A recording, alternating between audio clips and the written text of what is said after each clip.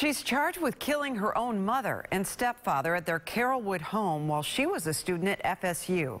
Now Nicole Nachman is trying to use a rather unique defense, claiming she was abused and neglected as a child. News Channel 8's Jeff Patterson joins us live. He's at the Hillsborough County Courthouse with more. Jeff.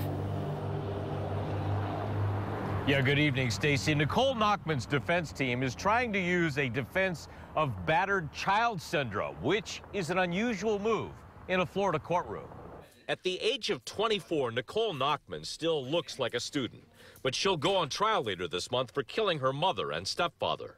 When I saw Nicole, it was August 28, 2015, so it was 8 days after the death of her mother. Today, in a pretrial hearing, Nachman's defense team introduced an expert on the subject of parental murder. Dr. Kathleen Heidi is a USF professor who spent hours interviewing Nachman. I think Nicole was subjected and endured multiple types of abuse. Heidi says Nachman believed her mother would kill her, and she was fixated on the abuse.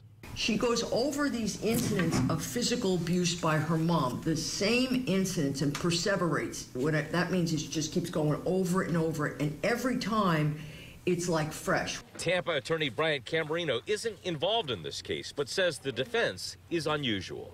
So unique defense is an extension of the battered spouse syndrome statute defense that's out there that it's very unique, very novel. I don't know if I've seen it applied in a while. The Menendez brothers did try to apply it back in that case back in the 80s, and it didn't work for them, unfortunately. The purpose of today's hearing was to decide if the judge will allow this expert's testimony to be used during the murder trial. The judge says he will make a decision on that by the end of this week.